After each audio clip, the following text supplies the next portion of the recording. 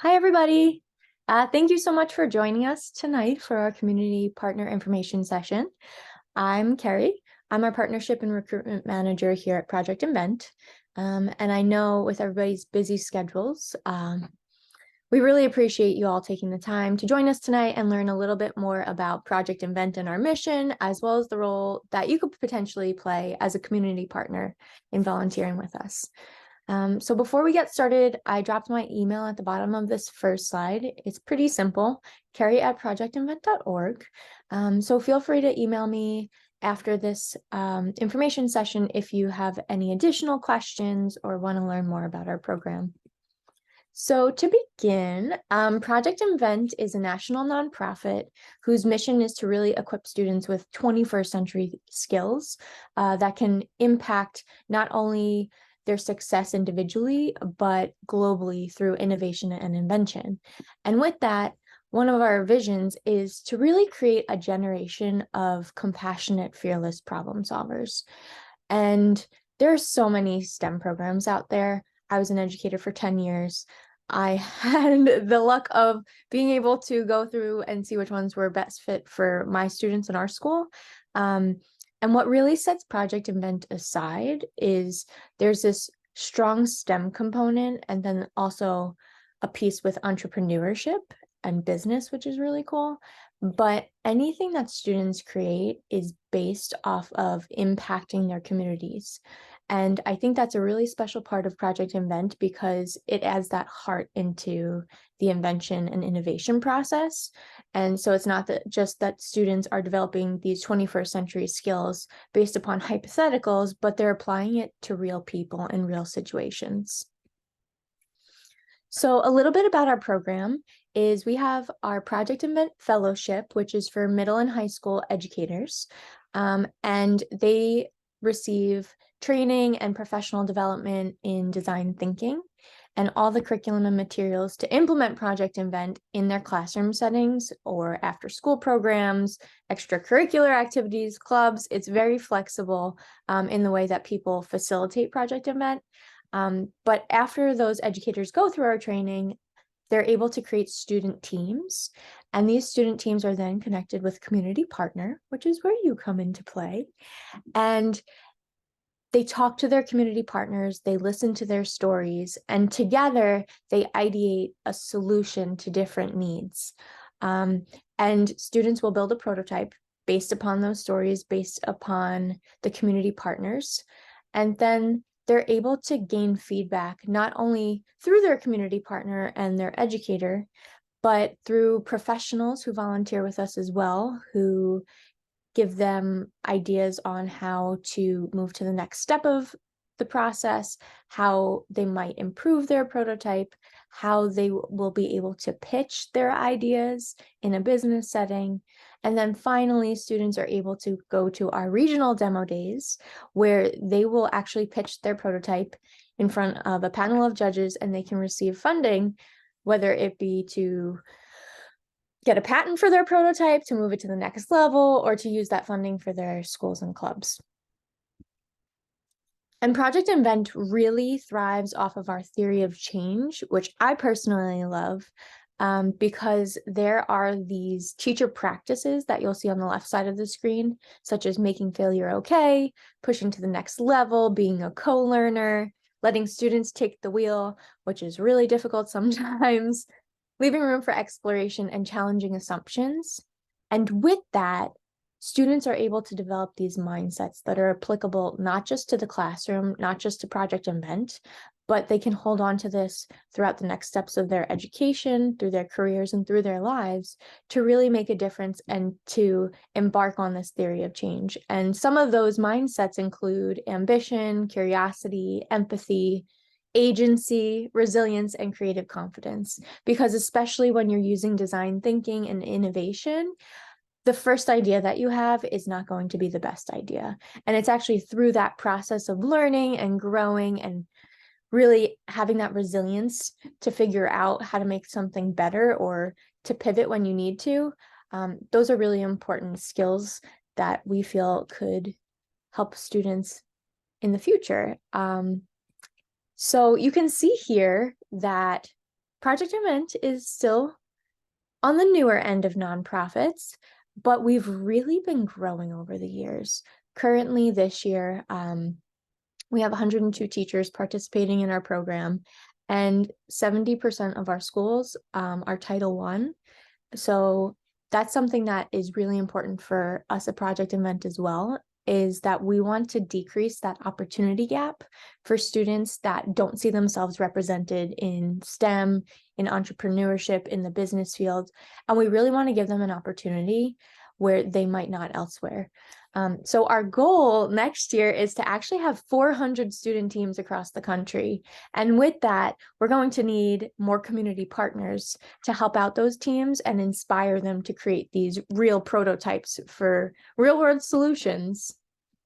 So getting more into the community partner aspect of our program, we feel that it's super important for students to innovate with their partners rather than design for those hypotheticals or fix somebody, because nobody needs to be fixed. We're all different. We all have different needs, and these prototypes are to make life easier or to assist those needs.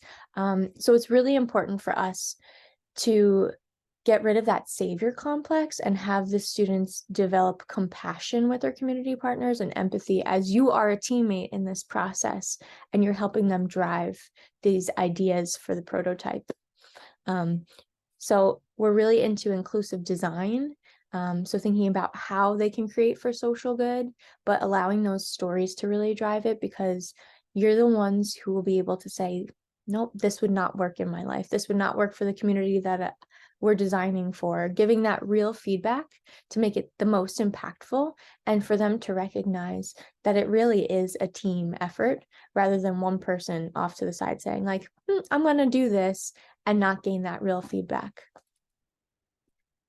So I'm going to stop talking for a second because there's a little bit of background about our program, but honestly, I feel like for you to see an invention journey happen is really worthwhile. So this is a high school in Freeport, Long Island. They participated in Project Invent last year, and they were able to partner up with a member of the Limkine Foundation. And yeah, I'll just let you watch to see their journey and the impact that community partners have within this program. Project Invent is about taking problems we see in our community and find solutions that we think will help a lot of other people, and not just our community, but globally around the world. Project Invent is about the ways you can really change people's lives through inventing and through creation and innovation. Our community partner is Robert Rodriguez. When he was younger, he had an illness that caused him to have his right leg amputated. He is quite a successful businessman. He has his own company and he's also in the Paralympics. You guys are passionate. You're here to do something positive. So let that fire inside you burn brighter than the fire that's around. The first time I met the students, it was amazing to hear the questions that they had, just to see that they're being innovators and creating something for someone like me. One of the specific problems that Robert mentioned is that because he's very sports oriented, he sweats a lot. When he sweats, his leg suddenly fills up, and it has filled up multiple times. So we're working on a way to make a modification for a prosthetic leg that helps him keep it tight and not fill up.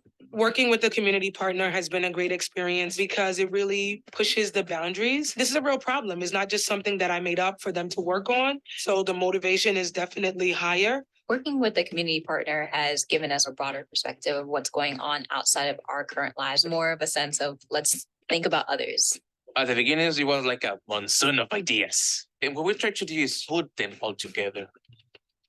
His foot is 27 centimeters from the bottom of the heel there to the top right here at the big toe. When initially brainstorming our first design, we had a whole list of materials that we would use. When it came down to actually putting it together, we realized that those materials were not compatible with the design that we had initially thought of. We tried altering designs multiple times to try and fit those materials, but it wasn't working. And then we ultimately had to scrap the idea entirely. It's definitely discouraging to see that you have to throw away all of the work that you've been going over for the last few months. But not only thinking about Robert specifically, but thinking about how people around the world with prosthetics could be impacted and actually helped, that kept us inspired to keep going. It was hard, but there was always this idea of determination. And I think in my group, we tried to share it with each other. There was a mentality shift that happened to the students where they didn't see a shift in the invention design as failure, but as evolution, as progress. And so seeing them build that confidence as a teacher, right? That's what you hope for and dream for. Our new design is a prosthetic sleeve that wraps around the thigh and connects to their prosthetic leg. The purpose of that is to actually absorb the sweat, keeping their leg and prosthetic leg dry so that it helps keep the prosthetic on his leg. Teamwork was quite important. I mean, it's the backbone of this whole entire project. Being able to shift and create something new that we hadn't intended in the beginning, it had to boost the confidence quite a lot. If you collaborate, if you try to impact your community, you will inspire other people to contribute with society. And that what makes the world better. The only sustainable mission is to improve lives. Big kudos to Project Invent, who's creating a path for togetherness. Project Invent really shows you that anything really is possible. With a little elbow grease and a lot of determination, you can accomplish anything.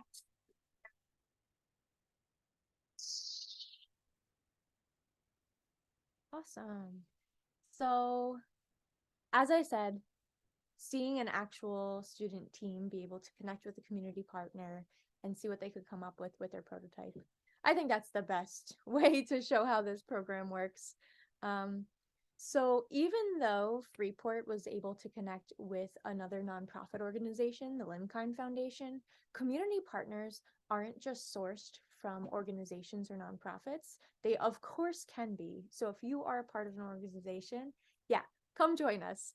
But community partners can also be a neighbor, somebody in their school, just anybody in the community who has a story and a need that can inspire some sort of prototype for social good. So you'll see here that we have a list of community partner examples, and it spans the gamut of whether you're a first responder and work in safety, such as firefighters, police officers, if you're a healthcare worker, if you have a child and you're a new parent, or you or somebody that you care for has a disability or an ongoing health condition, if you care for somebody who has age-related challenges, if you're a community leader, it really is open to anybody, as I said, who can help us inspire these students to design for real-world needs and be able to help out the communities, whether it be within their own geographically or if it's a virtual connection. So the commitment for a community partner is actually kind of small. We have both a full year timeline and a spring semester timeline. So we currently are looking for community partners for our spring semester cohort. So it's just on an expedited process, but you can also join us for next year as well. The commitment from Project Invent, what we hope and require, is a minimum of 3 sessions with your student teams. Those can happen in person if you're paired with a team that you're closely located to. It could be a hybrid situation, or it can be totally virtual. And especially because you all are volunteering with us, we really try to be mindful in matching partners and student teams that would work well together, and also will totally go off of, excuse me, your needs and preferences as well, because especially in this world, if you don't feel comfortable going into a school right now and would prefer a virtual connection, that's totally doable. So really those 3 sessions are an introduction where you kind of meet your team, you share your story. The second one is really they'll come back, the student team, and share their idea with you for their prototype and get feedback whether it's viable, any changes that you think would be beneficial. And then that third one is the students will pitch their presentation to you. Now, of course, you can meet with your team more often than 3 times. This is just the minimum requirement that we hope for community partners to meet throughout these months. And as I said, since we're looking for the spring semester, you would be matched to meet your first team. Well, your team. I don't know why I said first team. In January, to late January, and then this would happen between January and end of March, beginning of April, essentially. And we really hope that community partners are honest in giving feedback, and we don't want you to just tell them an idea for a prototype. We want you to help lead the students through your storytelling, through sharing your experience, to gain these ideas that highlight different aspects of people's lives and can help the community. And we just want you to know that you're a part of their team, that we really recognize that everybody has a story to tell, and we also want to raise awareness of people's needs and their lives. So you are a teammate in this. It's not, oh, you're sharing your story and then we say, see you later. Project Invent is also here to help facilitate anything that you need to help develop those relationships. And we really want to be a strong resource for you all as well. And these are just a few of the projects that students have made in the past, and they really span the gamut, which I love, based upon their community partners. So this first one, the Learning Box, the community partner was another student who, during the height of the pandemic, was having difficulty, excuse me, engaging in virtual learning because of the bandwidth for their internet. So they were able to create this device that was able to strengthen it so that she was able to attend virtual school online and not miss out on any of those lessons. We have our Stitch Zoom in the bottom middle, where the community partner was an artist who loved sewing and had a visual impairment. So they created this device that was able to magnify aspects of the projects so that she was able to continue her passion despite any sort of hurdles that she had in being able to see those super small stitches. Our pomegranate patch over here was a really cool patch that helped monitor vitals and help de-escalate panic attacks. We have the wearable hug, which is a smart jacket that acts like a hug for those who live alone or have anxiety. And even our beta band at the bottom, the community partner was a football coach, and it's a field kit that determines early signs of a concussion. And here are just some more projects. For anybody who's in the environmental realm or interested in sustainability or has a community garden, the native camera rail was really cool because it was a system to photograph pollinators and ensure that the local ecosystem was healthy for these students. So yeah, there are tons and tons of varied examples of the ways that community partners can inspire these student projects and prototypes. And honestly, Project Invent, being that we combine STEM and entrepreneurship and social good, we wouldn't be able to thrive without community partners. So if this sounds like something that you or your organization or somebody you know would be interested in, you could either scan the QR code below and it'll bring you to our Project Invent community partner webpage where you will see a Google form and you can just put in your information so that we can contact you. It is not a definitive commitment by filling out that Google form. It's just an interest form.